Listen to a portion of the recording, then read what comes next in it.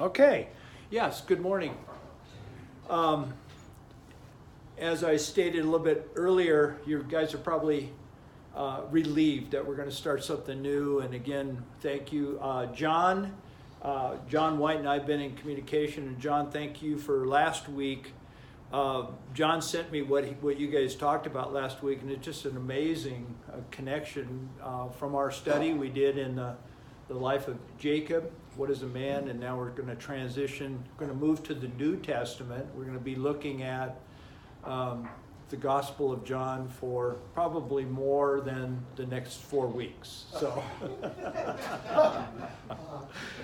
there's a lot of different ways you can begin. The most traditional way to begin a book study is to look at what's called an introduction. And when commentators write a book, scholars, they go through and they look at, it's really interesting reading. I love to read introductions. They talk about the background and the date and the authorship and these types of things that generally is weaved in or actually brought in at the beginning, and then you look at the text. I've chosen a little different approach, and I'd like to just dive right into the text this morning and begin where John begins. And we will look at comparative information as far as the other Gospels. We'll look at historic information over the next few weeks as we enter into this. This is my introduction, and we're going to look at it here for the next few weeks to really build a construct of which we can then look at John through, at least from my perspective. I'm going to share these things with you. So that's where we're going. And so why don't we dive right into the Gospel of John, and if someone would read the first 4 verses. In the beginning was the Word, and the Word was with God, and the Word was God. He was in the beginning with God. All things were made through him, and without him was not anything made that was made. In him was life, and the life was the light of men. Okay, good. Thank you. Now, you guys have been around Christianity for quite some time. And at first reading, what does this sound like? Genesis, yeah. So we're going to begin, we're going to go back. And now we're going to go back to the book of Genesis. And we're going to, now would somebody read Genesis 1 through 5. And we're going to start here because this is where I believe John begins. So, somebody want to read Genesis chapter 1, verses 1 through 5. In the beginning, God created the heavens and the earth. The earth was without form and was void. The darkness was on the face of the deep. And the Spirit of God was hovering over the face of the waters. Then God said, "Let there be light," and there was light. And God saw the light, and it was good. And God divided the light from the darkness. God called the light day, and the darkness he called night. So the evening and the morning were the first day. All right, good. Thank you, Gene. Okay, so what we're doing is making a correlation between the first 4 verses of John and the first 5 verses of Genesis. Now let's do a comparison. And I've lifted out the common words that are found in each of the 2 texts. Here's Genesis 1 through 5. The key words are highlighted. So Genesis opens up with God creating. I think that is significant. God creating all that there is. And then there is at the first the reference of darkness and light. And as Everett brought out this morning, in John chapter 1, verses 1 through 4, John brings definition to Genesis chapter 1, and that's an old it's a Hebrew model of commentary that was developed probably in about the 3rd century BC and developed more as we moved over into the New Testament for lots of reasons we won't go into right now, but it's called Midrash, and it's commentary on the Old Testament. And John is using, in my opinion, there's lots of different opinions here, a midrashic model in giving commentary, giving light, giving explanation to the scriptures in Genesis 1-5. He's identifying God, or the Word, as coexisting with God. And so we're going to look at this in a little more detail. From and I've got my next slide is from many gods to one. Just ponder here for a minute as we will be looking at the opening chapters of Genesis in weeks to come, but in the next few weeks rather. But think about the context of Judaism. The opening chapters of Genesis and what transpired, and then in chapter 12, God calls a man, and his name is Abraham, and the whole Jewish model, the Hebrew model, was the idea that the popular thing of the time was paganism, as polytheism, many gods, and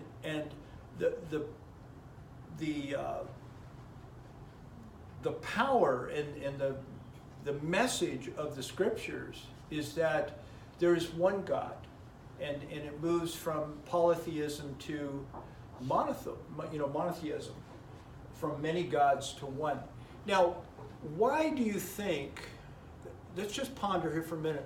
Why polytheism? Why does human nature define their, if every human being has this innate need to worship something, an entity larger than themselves, why would it be, I'm just curious, why do you think polytheism would have been the default mode of human existence from the beginning? Why do you think that? Yeah, go ahead. Well, I want a God, but I want him to fit what I need to have. Okay, I want God. I'm responding to this need to reach out, but you're saying you want a God that's To meet my needs and meet, what I perceive my God to be. Okay. Yeah. Why would that then lend itself to polytheism? Because we're all different in our deep desires and everything else. This guy wants this guy wants this guy wants this guy needs this. So we all find something different to satisfy what we think we have to have. Okay, yes. I'm on the same vein, but I think the world's a scary place, and it's uncontrolled. It can be beautiful, it can be harsh, it can be this, it can be that. And so I create many gods to explain why this God's not a really, I better appease this God, because if I make him angry, the crops are going to fail. And I better appease this God, because if I make him angry, my wife's not going to have a baby. And so you're dealing with a world of gods, that God's a schizophrenic God. So you deal with all the different versions of nature you apply to your God. So to a point, yeah, you want to be safe, but I don't know if God in that world, I don't know if God necessarily met needs, or if God was just someone not to tick off. Okay, good. So we've got two responses here, and I see the correlation between the two responses is that we as human beings want a God that we can relate to, that we can feel close to. I heard Dave say my needs, and I heard Bill say, I want a God that can respond in real time. Well, I want a God who's on my side. Yes, all of the above. The big overarching term for that is immanency. We want a God that is involved personally in my life, and when the scriptures open up in the, especially in the Torah, the first 5 books of the Bible, or in the book of Genesis, we see God Almighty responding and interacting with human beings. That is the idea of immanency. But what really makes Genesis speak is that, on the other hand, we see there is a God Almighty, there is a transcendent, and those two terms in tension with each other, an immanent God and a transcendent God. And when we see in the opening chapters of Genesis, we see these two ideas interplaying with each other, transcendence and immanence. Yeah. Well, there's a huge break in Genesis. I mean, prior to Abraham, the relationship with God isn't really good. I mean, God's kind We're of, going to look at that. God's kind of straightening everything out all the time. In Abraham, suddenly God becomes a chatty buddy, so to speak. You know, he talks. Well, in lots, some he- sense, yeah. He interacts with him all the way down the line, and Yeah. he doesn't really beat on him. But the biblical acknowledgement in terms that's used over and over throughout the Torah, the first 5 books, is the God of Abraham and Isaac and Jacob. This God who is creator of all things, but yet there's an imminent interaction with that. And I think this is really important. So we're looking at the Hebrew scriptures in Genesis brings the idea of there is one God, and that's where we want to go first of all, is that all of us are familiar with Deuteronomy 6:4, and in every time of worship within the Jewish history, they begin synagogue. And Dave, you could comment on this. I may not have this exactly right, but I've never attended a synagogue worship, but it's the Shema. Hear, O Israel, the Lord our God is one God. Shema Yisrael Adonai Eloheinu Adonai Echad is the Shema Israel, and the calling out. And it is something that every Orthodox practicing Jew would know, that there is one God, but yet, and then the verse 6:5 says, and you shall love the Lord your God with all your heart. And there's the immanency of that God. So here you see transcendence and immanency in Deuteronomy. I didn't put 6:5 down there, but you shall love the Lord your God with all your heart, your soul, and your strength. Deuteronomy 6:5. So here, one God. Okay, one God is what we're looking at. And guys, this all relates to John, so just bear with me. But yet, we see, and I'm stating this, is that I believe that all of the Old Testament is speaking about there is relationship within the Godhead, and we see it right here in the opening verses of Genesis. And I would like, for example, Proverbs 8:22 through 31. It's the proverb that is attributed to wisdom and the role of wisdom. And would somebody read that? Wisdom as an idea, but would somebody read those verses 8:22 through 31?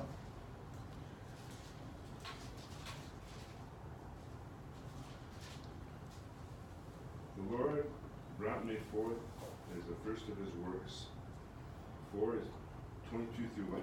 8:22 through 31, and the context of this Proverbs is a discussion of the word wisdom, or the Greek word Sophia. The Lord brought me forth as the first of his works before his deeds of old. I was appointed from eternity, from the beginning, before the world began. When there were no oceans, I was given birth. But there were no springs abounding with water. Before the mountains were settled in place, before the hills, I was given birth. Before he made the earth or its fields, or any of the dust of the world, I was there when he set the heavens in place. When he marked out the horizon on the face of the deep. When he established the clouds above and fixed securely the fountains of the deep. When he gave the sea its boundaries, so the waters would not overstep his command. And when he marked out the foundation of the earth, then I was the counselor at his side. I was filled with delight day after day, rejoicing always in his presence, rejoicing in his whole world, and delighting in mankind. Now then, my sons, listen to me.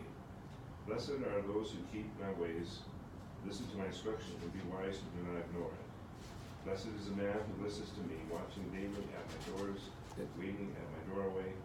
Whoever finds me finds life and receives Oh, Well, I went way past it. yeah, sorry.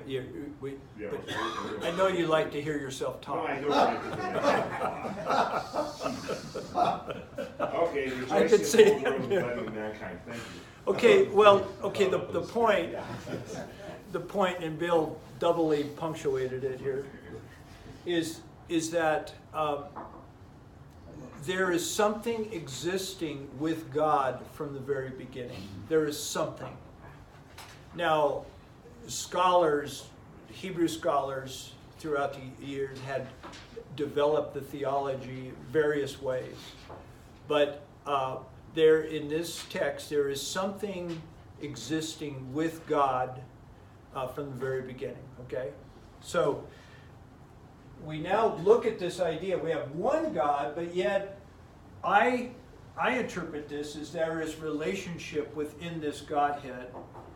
And John comments on that from now centuries after Genesis was written. He's looking back and commenting, and he's giving definition to what this relationship is all about in Genesis chapter 1. He begins with, in the beginning was the Word. And you've heard the term, it's the Greek word logos. And that's where he starts. And then he begins to develop that idea, and he says, and the Word was with God. And the Word was with God. There is this logos that is with God. There is a relationship between the Word and God. And I've got this circle to represent that. There is this relationship that's there from the beginning. And I know I'm speaking to the choir here, but bear with me. He goes on and he says, and the Word was God. Okay, whoa. He takes it to the next step. He's talking about this relationship, but yet there is oneness within this relationship. Oneness within that relationship, guys. And this is a huge topic that was debated and pondered not only throughout the Old Testament. I take the position that the Hebrew scholars of the Old Testament were grappling with these texts out of Proverbs, and we're going to look at one in the next week or two out of Daniel chapter 7, the Son of Man, and trying to grapple, how can we believe in one God, the transcendent God, but yet there is a relationship within this, and this whole debate and questioning was perpetuated through time, and my belief is that at the Council of Nicaea in 325, let me back up. When Christianity was born, it was a sect of Judaism. And this, I believe, I interpret history as that this core idea here came to a head at the Council of Nicaea in 325, is where the Orthodox, that the Trinity was defined, and Judaism went one way. They didn't split, they weren't at the council, but by self-defining Christianity, Christian orthodoxy was based on a triune God. That eliminated Judaism, and that's a whole other discussion in itself. But and this has bearing on where we're going here. So, getting back to here, John is commenting, in my opinion, on Genesis chapter 1, and he's saying that there's this word that's existing with God. You could look at it as two powers in heaven, two powers, but yet those two powers are one. Two powers as one. The Word and God, and they're equal. Then he says, all things came into being through him, and apart from him, nothing came into being that has come into being. Of course, that just ties right in where we look at, the Word who will become flesh.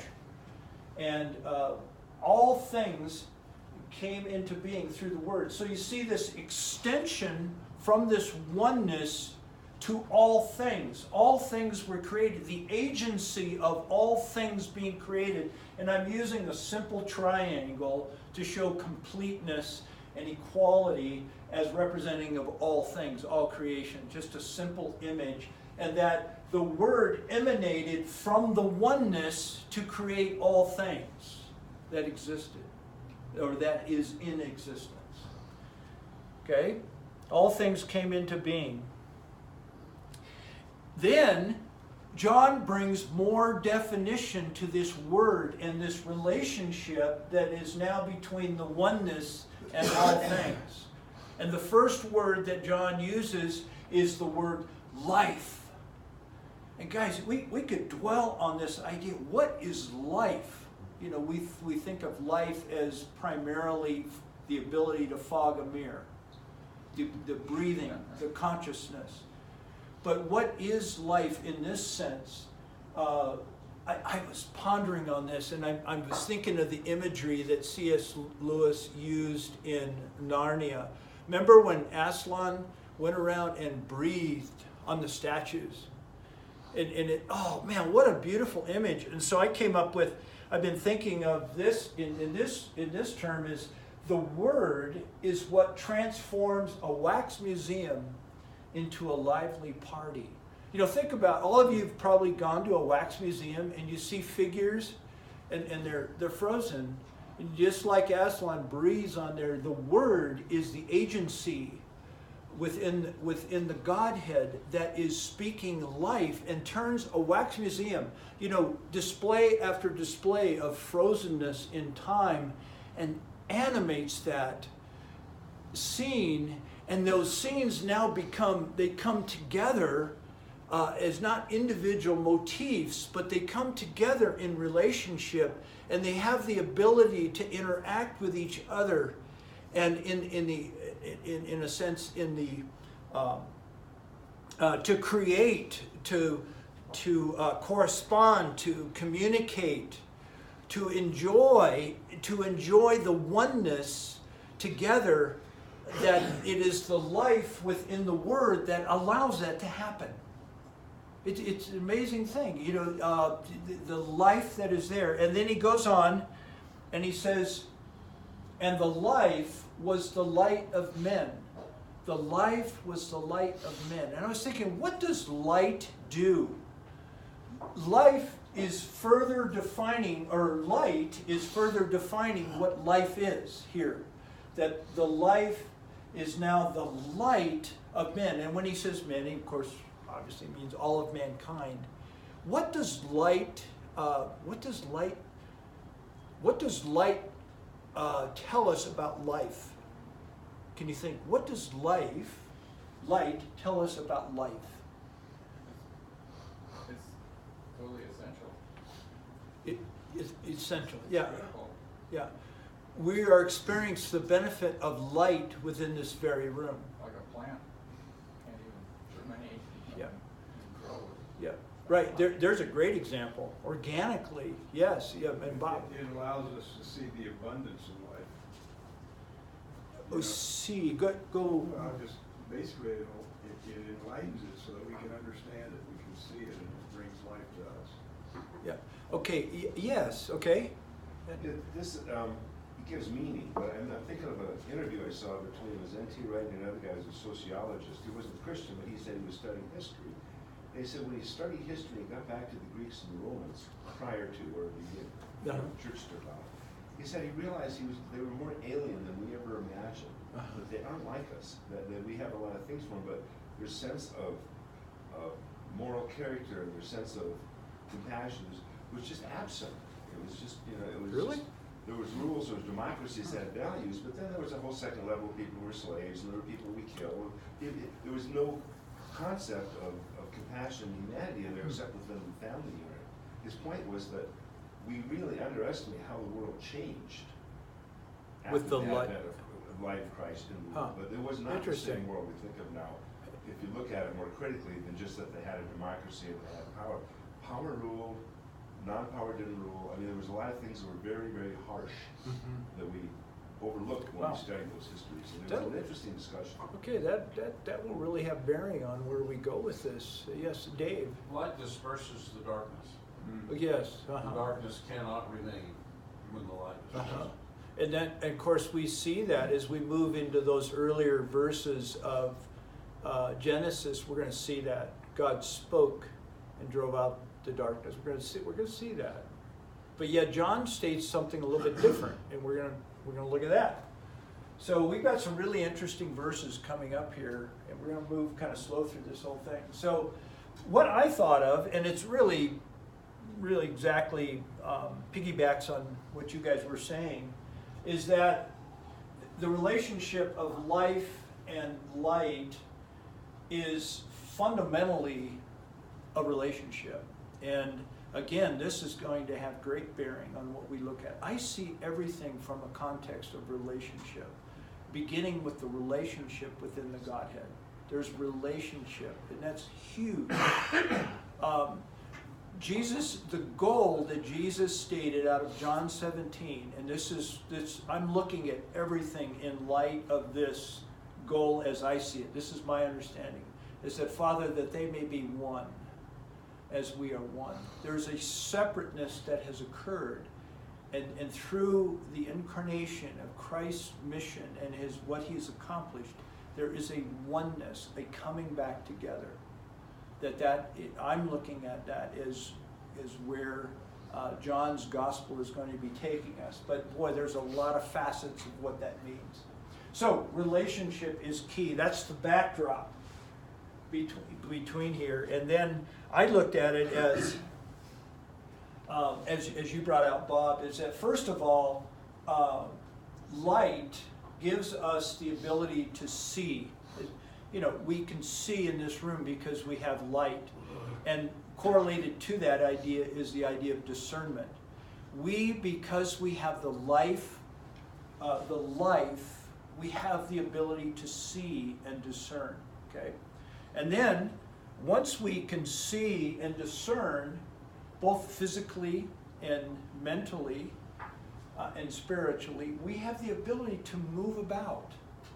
What a gift. We're not frozen statues in a wax museum, but we have the ability to then move. We can make decisions because all life is in Him, in the Word. We have the ability to move and to navigate through and about life here. So, and then I closed the loop in my idea by we have the ability then to return home. There is a homing device, I believe, that in all human beings that wants to return home to the Creator.